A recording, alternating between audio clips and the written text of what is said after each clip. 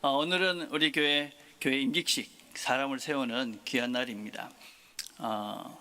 이것은 그냥 당회가 아니면 뭐 이렇게 몇 사람이 세우는 것이 아니고 우리 공동체가, 교회 전체가 사람을 세우는 날입니다. 임직을 받는 분들도 귀한 날이고, 또 우리 다른 공동체 멤버들도 이 분들을 함께 세워가는 날이기 때문에 우리 모두에게 참으로 귀하고 복된 날입니다. 다 참석하셔서 서로 축하해 주시고 즐거움을 나누는 그런 시간이 됐으면 좋겠습니다.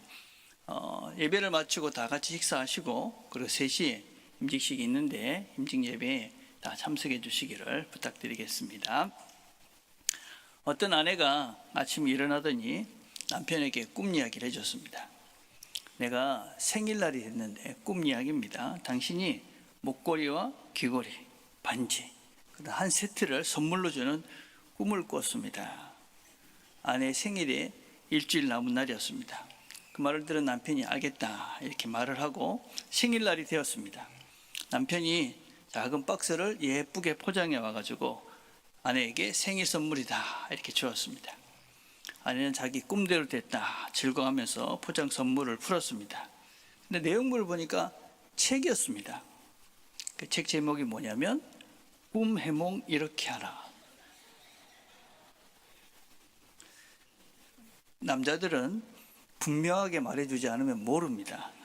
뭐 알겠지 이래가지고 뭐 언유를 한다든지 뭐 꿈으로 말한다든지 이렇게 돌려 말하면 못 알아듣는다. 그러니까 분명하게 이게 필요해요 이렇게 해야지 알아듣는 게 남자다.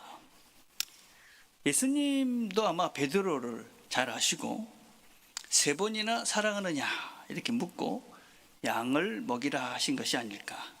물론 베드로가 3번이나 예수님을 부인했기 때문에 회복시켜 주시는 그런 면도 있겠지만, 계속 말씀하신 것은 베드로가 혹시 못 알아들을까 봐, 내가 지금 뭘 위해서 내가 너를 세웠는지 불렀는지 못 알아들을까 봐 3번이나 반복적으로 말씀하지 않으셨을까 생각합니다.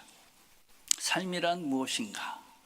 토마스 힐랜더 에릭슨이라는 인류학자가 쓴 인생의 의미라는 책이 있습니다. 이분은 이 오슬로 대학에서 사회인류학자, 교수로 평생 인류학을 연구하신 분입니다. 여러 나라, 동서양의 여러 나라를 다니고 또 아프리카를 다니면서 여러 삶의 의미가 도대체 뭔가 이런 걸 연구하신 분입니다. 그러다가 이분이 2015년에 암이 발병했습니다. 그러면서 얼마 남지 않은 인생을 어떻게 정리할까, 그렇게 삶의 의미를 깊이 생각하시면서 쓴 책이 인생의 의미라는 그런 책입니다. 이 책은 2022년에 이분이 탈고를 하셨습니다. 이 책에서 이분은 삶이라는 것을 이렇게 소개합니다. 삶이란 우리 자신을 주위의 모든 것과 연결하는 실에 대한 긴 에세이다.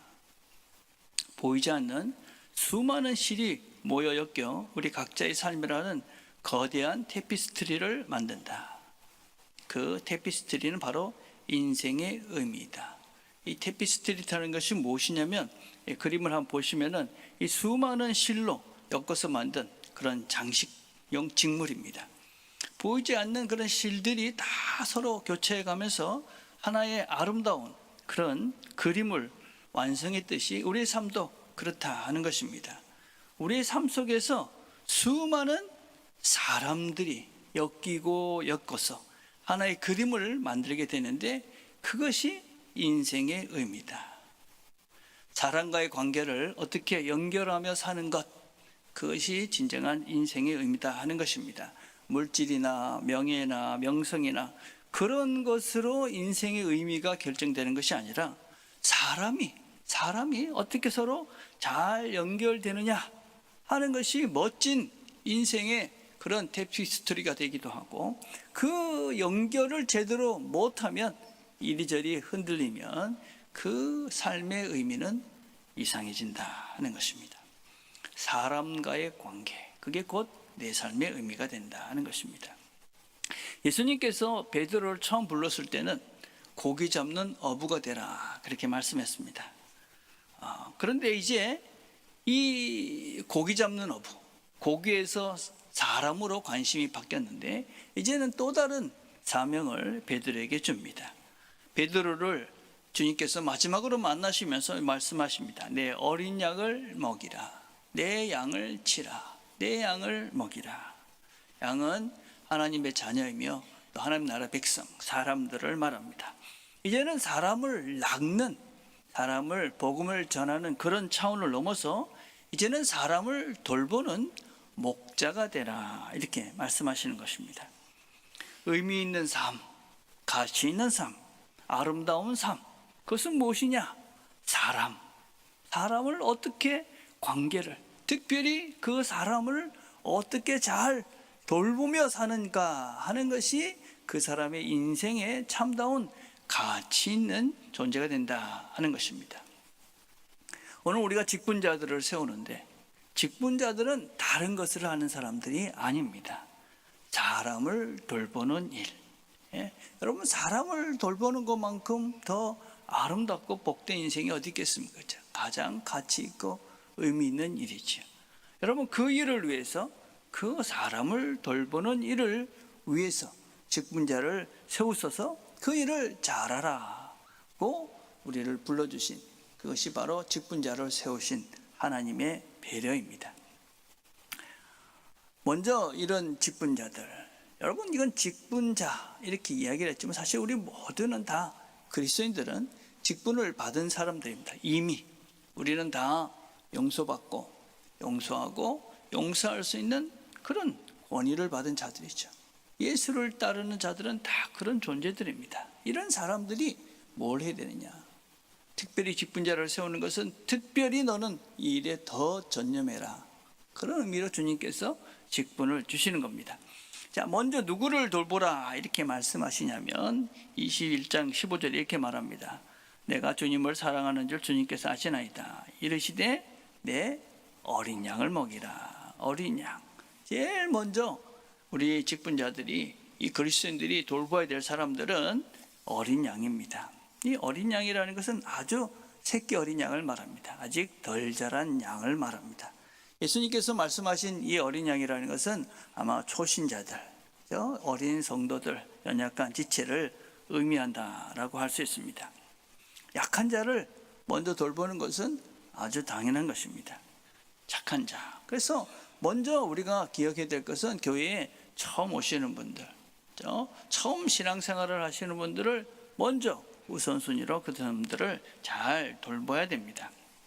근데 교회에 우리가 오래 다닐수록 어떤 면에서는 훈련하고 연습하지 않고 이게 내일이다 라는 생각을 하지 않으면 이 초신자들에게, 처음 오신 분들에게 이 다가가는 것이 되게 어색하고 참 힘듭니다. 어떻습니까, 여러분들? 처음 교회 오시는 분들 여러분 반갑게 맞이하십니까? 쉽지 않지요. 제가 영국에 가서 가족들과 함께 처음 가가지고 집 가까운 영국 교회를 간 적이 있습니다. 아주 고풍스럽고 아주 멋진 교회였습니다.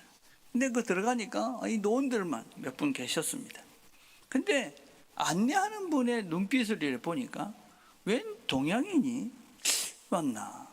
뭐 어색하고 뭔가 이렇게 반가운 기색보다는 뭔가 신기하고 경계하는 듯한 그런 눈빛으로 저희들을 맞이했습니다.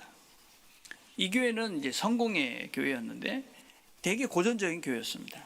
예배 시간에 뭐 일어났다 앉았다 이런 것도 많고, 뭐 이렇게 목회자가 물어보면 뭐 대답하고 이런 것들 되게 많았습니다. 근데 뭐 처음 가가지고 영어도 잘 안 되는데 뭐 안내하는 사람도 없고 그러니까 정말 힘들게 예배를 드리고 집에 왔습니다. 그리고 그때 제가 깨달은 것이 있었습니다. 저는 모태 신앙인에다가 사역자였습니다. 그러니까 교회에 늘 주인이었죠. 존중받는 자리에 있었습니다. 그래서 처음 뭐 이렇게 그런 게 어색한 들이 없었습니다. 처음 오시는 분들, 교회 처음 오시는 분들의 마음을 제가 그때까지는 전혀 몰랐습니다. 근데 그때 느꼈던 거는, 야, 처음 교회 오는 분들이 정말 힘들겠구나. 얼마나 어색할까. 근데 그 맞이하는 그 사람들조차 그 상대방을, 처음 오시는 분을 어색하게 대하면 그 교회는 안 가고 싶을 것 같습니다. 그리고 그 다음 주에는 다른 교회를 갔습니다. 이 교회는 너무 분위기가 다른 겁니다. 보는 사람마다 네 어디서 왔냐?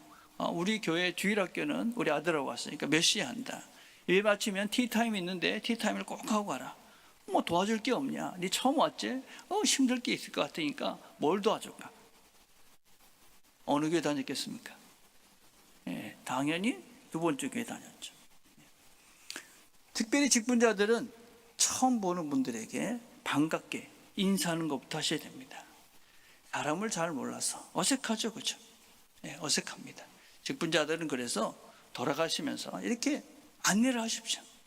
예, 안내를 하시면서 한 3개월만 열심히 하시면 얼굴로 다 알 수 있습니다. 그래서 누가 새로 오신 분이고 아니구나 알 수 있는 것이죠. 그렇죠? 처음 오시는 분들, 저는 누구입니다. 이 교회 장로입니다. 이 교회 권사입니다. 집사입니다. 아유, 어디서 오셨습니까? 이렇게 반갑게 인사하고, 그렇죠? 이렇게 하는 것이 초신자들을 돌보는 첫걸음입니다. 지금 직분을 받고 계신 분들, 또 직분을 받는 분들은 이런 교회를, 이런 교인들이, 이런 사람들이 많은 교회일수록 교회가 따뜻해지고, 그리고 그 사람들이 반갑게, 기분 좋게 교회로 올 수 있는 것이죠. 그런데 오래된 초신자들도 참 많습니다. 오래된 초신자. 제일 안타까운 신자들이에요. 교회 다닌 지 20년, 30년이 됐는데도 여전히 초신자죠. 그래서 늘 누군가의 돌봄이 필요한 사람들이 있습니다. 조그만 일만 생기면 삐끼고, 그죠? 교회 나온다, 안 나온다, 늘 불안한 사람도 있죠. 또 모태 신앙 중에도 초신자가 있습니다. 모태 초신자라고 그럽니다. 자신 신앙이 있다고 생각을 합니다. 그래서 하나님을 바라본다고 생각하는데 삶은 늘 뒷걸음을 치는 겁니다. 그래가지고 하나님은 여기 있다고 그러면서 자기는 저 끝에 세상에 가 있는 것입니다. 하나님 보이지도 않죠. 그죠? 그래서 조금만 문제가 생기면 뒷걸음질을 치고 또 뒷걸음질을 치고, 그래서 하나님과 아주 멀리 가 있는 사람이죠. 그러면서도 자기는 신앙인이라고 착각하죠. 이런 문제 앞에서 기도하고 해결받고 깊어지고 단단해지고 말씀을 배우고, 그래야지 신앙이 성장하는데 조금만 있으면 난 시험 받았다, 마음에 상처 받았다 이러고 있으니까 성숙해지지 않습니다. 미숙하니까 늘 누군가의 돌봄을 필요로 합니다. 왜 나에게 관심을 가져주지 않냐, 나 왜 나를 공감해 주지 않냐, 투정만 부립니다. 아이의 마음에서 벗어나지 못한 것이죠. 여러분, 이거 안타까운 것입니다. 왜냐하면 여러분, 돌봄을 받는 자리가 있고 돌보는 사람이 있습니다. 누가 더 복된 삶을 사는 사람들일까요? 주보를 나중에 한번 보십시오. 이 주보에 나오는 글을 쓴 사람은 누구냐면 헨리 나우엔이라는 분입니다. 이분은 하버드 교수로 계시다가 라우리시 공동체라고 장애인들을 돌보는 공동체, 거기 가서 장애인, 특별히 아담이라는 뇌성 장애인들을 돌보게 됩니다. 그러면서 본인이 그 경험 속에서 쓴 책이 돌봄의 영성이라는 책입니다. 그 책에서 그는 이렇게 얘기합니다. 돕는 그 복을 우리가 받아야 한다. 결국 돌봄이란 돌보는 사람이 상대로부터 하나님의 복을 받는다. 하나님의 복을 받는다. 내가 누구를 돌본다는 것은 그냥 내가 희생하는 것이 아니라 누구를 돌봄으로써 하나님의 복을 받는 시간이다. 우리의 돌봄을 받아야 하는 사람들이 우리에게 복을 주려고 기다린다. 여러분, 우리가 누군가를 돌보는 것은 그것은 바로 하나님의 복을 받는 시간이다. 하나님의 복을 받는 시간이다. 여러분, 어떤 존재로 살아가고 싶습니까? 누구를 돌보면서 넉넉하고 너그러운 인생을 살고 싶습니까? 아니면 늘 누군가의 도움을 받으며 누군가의 돌봄을 받으며 어린애로 평생 사는 그런 인생을 살고 싶습니까? 자, 두 번째 우리가 돌봐야 될 사람이 있습니다. 오늘 21장 16절에 보면 내가 주님을 사랑하는 줄 주님께서 아시나이다. 이르시되 내 양을 치라. 처음에 이 어린 양이라는 헬라어와 이 두 번째 이 말하고 있는 이 양은 좀 다릅니다. 이건 프로바타라는 말인데 이 말은 성숙한 양, 영어로는 어린 양을 램이라고 그러고 이 자란 양은 sheep이라고 그럽니다. 그렇죠? 어느 정도 이렇게 자라서 이제 목자를 따라다닐 수 있는 그런 성장한 성도를 말합니다. 이 양도 치라 이렇게 말합니다. 이 치라는 말은 단순히 먹이는 것뿐만 아니라 보호하고 인도하고 지켜줘라 그런 말입니다. 다 자랐는데 뭘 지켜주고 보호해줍니까? 아닙니다. 양은 늘 누군가의 돌봄이 필요한 존재들입니다. 그럼 우리 모두는 하나님의 양이죠. 그래서 우리 모두는 누군가의 돌봄이 다 필요합니다. 누가 돌봅니까? 서로 돌보시는 겁니다. 서로 돌보는 거. 자란 양들은 서로가 서로를 돌보는 위치에서 서로를 돌보면서 서로 성장해 가는 것입니다. 우리가 자랐다고 해서 다 온전하지 못하고 성숙하지 못하고 다 완전하지 못합니다. 우리는 여전히 자랐지만 부족하고 미숙합니다. 그걸 아는 사람이 성장한 것입니다. 나는 이 정도면 다 됐어. 미숙한 겁니다, 여러분. 아주 미숙한 거, 위험한 것이죠. 우리는 하나님 앞에 서는 날까지 다 미숙한 면들이 있고 미숙한 존재들입니다. 그래서 하나님 앞에 서는 날까지 우리는 자라가야 되는 것입니다. 어떻게 자라가느냐? 함께 우리와 함께하는 이 사람들 속에서 함께 서로 다른 면들을 보면서 다른 성장의 모습들을, 성숙한 모습을 보면서 우리는 서로 돌보면서 성장해 가야 되는 것이 우리의 실제다라고 할 수 있습니다. 그래서 우리 이 모든 사람들은 서로 돌보는 것입니다. 어린 양도 돌봐야 되고, 그리고 성숙한 사람들도 서로 돌보면서 함께 돌봐야 되는 것이죠. 그러고 나면 다시 예수님께서 또다시 양을 먹이라 이렇게 말씀하십니다. 이 양을 먹이라는 표현 속에는 어린 양도 먹여야 되고 성숙한 이 양도 함께 다 너희들이 먹여야 된다, 그 말입니다. 근데 뭘 먹여야 될까요? 뭘 먹어야 되느냐? 마태복음 4장 4절 이렇게 말합니다. 예수께서 대답하여 이르시되 기록되었으되 사람이 떡으로만 살 것이 아니요 하나님의 입으로부터 나오는 모든 말씀으로 살 것이니라. 뭘 먹이는 자들이 되야 되느냐? 이 직분자들, 우리가 성숙한 사람들은 서로가 뭘 같이 먹여야 되느냐? 하나님의 말씀을 먹여야 됩니다. 여러분, 밥도 먹이면 좋죠. 근데 밥보다 더 중요한 것이 말씀을 먹이는 일입니다. 제가 이 밥을 먹이는 사역을 10년 넘게 했습니다. 타지에서 이 학생들이 이렇게 오는 그 학생들을 적게는 100명, 많을 때는 한 300명씩 이렇게 먹였습니다. 그 사역을 10년 넘게 했습니다. 아침에는 우리 새벽기도 나오는 청년들이 한 40명 됐는데 토스트를 해가지고 아침을 먹이고, 시험 때가 되면은 이 많은 바구니에다가 주먹밥을 만들어서 도서관 로비에 앉아가지고 애들 시험 치는 애들 와서 밥 먹고 가라, 밥을 먹이면서 10년 사역을 했습니다. 아마 1000명 이상은 저희들이 해준 밥을 먹지 않았을까. 밥 준 것, 그때 학생들에게 위로가 됐고 힘이 됐다, 그렇게 생각합니다.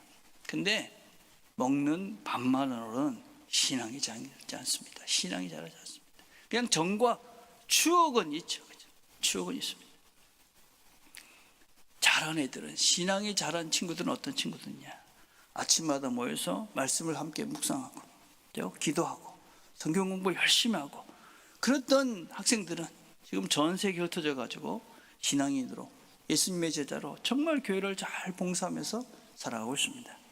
근데 그 말씀을 함께 나누지 않았던 그 수많은 수백 명의 그 청년들은, 그 학생들은 밥을 그렇게 먹였는데도 어디서 뭘 하는지, 그 사람들이 신앙생활을 어떻게 하는지 소식 듣기가 어렵습니다. 먹는 밥만으로는 신앙이 자라지 않는다.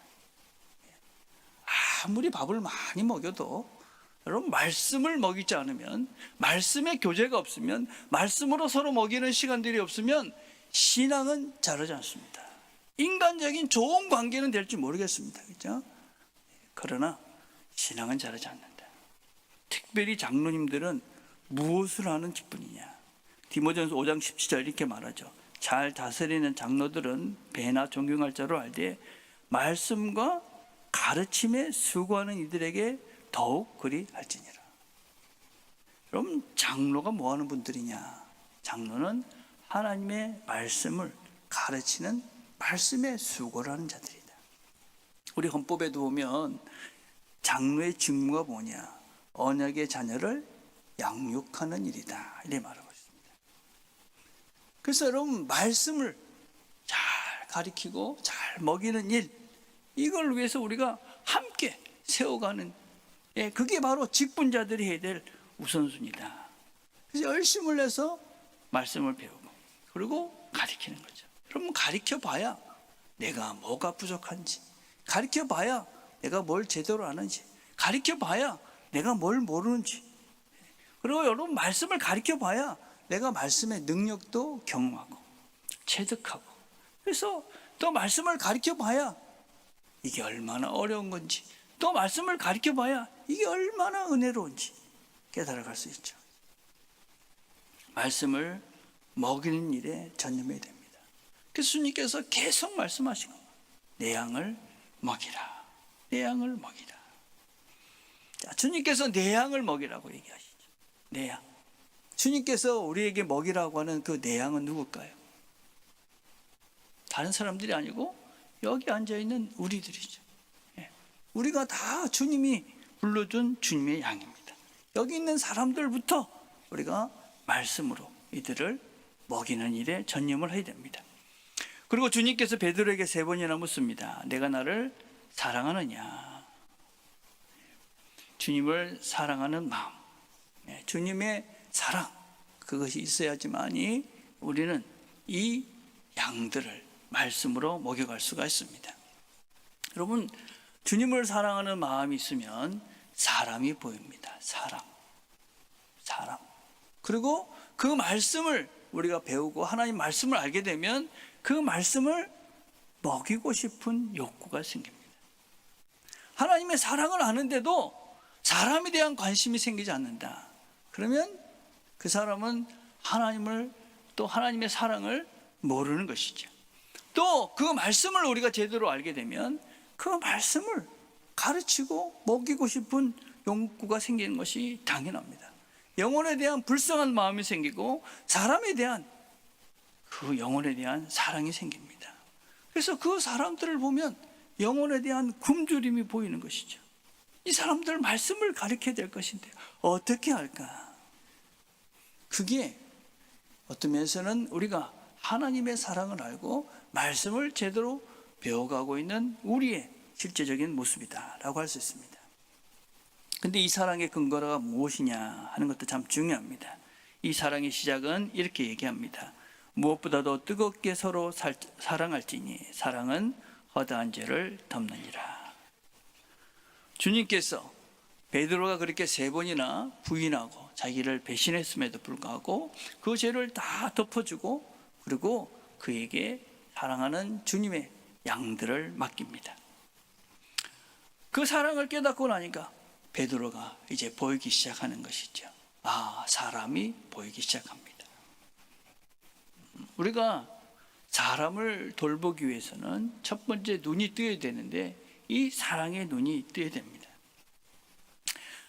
베드로처럼 우리가 늘 주님을 배신하지 않습니까? 주님의 마음을 아프게 하고 우리가 죄를 짓습니다. 근데 우리는 또 알지 않습니까? 그래도 주님은 나를 용서하신다. 그 용서해 주시는 그 주님의 사랑의 마음을 알면 알수록 우리의 마음속에는 주님의 사랑이 생기기 시작하고, 그 사랑의 마음은 그냥 주님이 나를 사랑하는구나 해서 끝나는 것이 아니라 다른 사람들을 바라보는 시각이 바뀌어지게 됩니다. 시각. 사랑의 눈이 열리지 않았을 때는 다른 사람들의 부족함이나 연약함을 보면 그것이 정죄와 판단의 근거가 되어졌습니다. 그래서 부족한 것들을 보면 저 사람은 왜 그래? 저 인간은 왜 저것밖에 안 돼? 저렇게 교회 생활을 오래 했는데도 저게 뭐야? 판단하고 정죄합니다. 근데 사랑의 눈이 열리면 어떻게 되느냐? 그 부족하고 연약한 모습을 보면 어떻게 하면 내가 그것을 채워줄 수 있을까? 어떻게 하면 그 부족한 것을 내가 도와줄 수 있을까? 내가 이 사람을 돌보아야 하는 영역이구나. 이 사람이 내가 필요하구나. 내가 말씀을 먹여야 되겠구나. 이렇게 바뀌는 것입니다. 그래서 그 사람이 부족함이나 연약함들 가지고 비난하고 정죄하면서 왜 이거밖에 안 되냐고 맨날 뒤에서 이상한 소리를 하고 있는 것이 아니라, 그 사람을 깎아내리는 것이 아니라, 이 사람은 내 돌봄이, 내 도움이, 내 사랑이 필요한 사람이구나. 여러분, 그래서 우리의 시각이 달라지는 것입니다. 시각이, 눈이 달라지는 것이죠. 그래서 그 시각이 달라지기 때문에 부족한 사람들이 보이는 것이죠. 돌봄을 해야 될 사람들이 보이는 것이죠. 그 사람들, 이게 주님의 사랑에 눈을 뜬 사람들의 특징이다 라고 할 수 있습니다. 물론 우리는 완전하지 않습니다. 그죠? 네, 완전하지 못하고 우리가 여전히 부족한 면들이 있습니다. 우리가 어떤 사람들을 돌보려고 할 때 이런 실수를 하죠. 그런 마음이 들지만, 아이고, 내가 이것밖에 안 되는 내가 뭘 할 수 있겠어.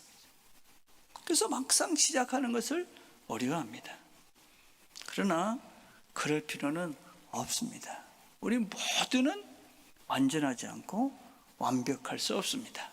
완전한 사랑은 오직 하나님만이, 오직 주님만이 할 수 있는 것이죠. 우리는 부족한 만큼, 그렇지만 진심으로 최선을 다해서 사랑을 연습하고 사랑하려고 애쓰는 것입니다. 우리는 애쓰는 것을 위선이라고 오해를 합니다. 그런 것이 아니죠. 우리가 애쓰는 그것이 내가 잘한 증거죠. 나는 마음이 없는 행동은 못해. 아직 어린 것이죠. 어린 아이들이 그렇죠. 그러나 어른이 되고 성장을 하면 내가 하고 싶지 않아도 내가 어른이니까, 이제 내가 성장을 했으니까, 그러니까 좀 봐주기도 하고, 좀 넘어가기도 하고, 또 용서해 주기도 하고, 기다려주고, 이게 어른이 된 것이죠. 어른이 된 것, 성장하고 성숙한 실제죠.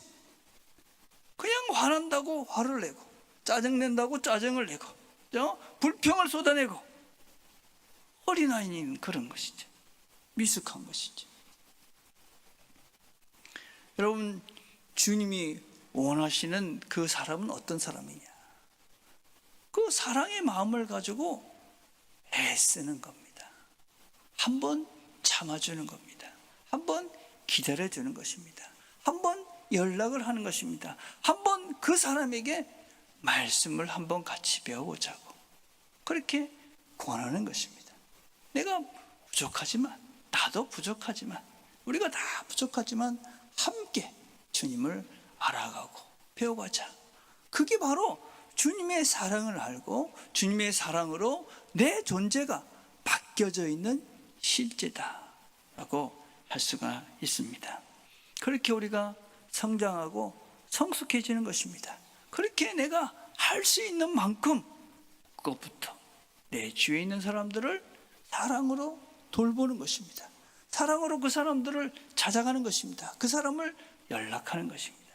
그렇게 시작해 갈 때 그 애씀을 주님께서 아시고, 내가 돌보는 사람을 새롭게 만들어 주시고, 또 내 마음도 새롭게 만들어 주시고, 그래서 우리가 주님이 원하시는 사랑의 사람으로 새로워져 가는 것이다 라고 할 수 있습니다. 이렇게 주님께서 원하시는 마음으로 사람들을 서로 돌아보시면서 돌보시면서 주님이 원하시는 사랑의 사람으로 새로워져 가는 저와 여러분이 되시기를 주님의 이름으로 축복을 드립니다. 기도하겠습니다.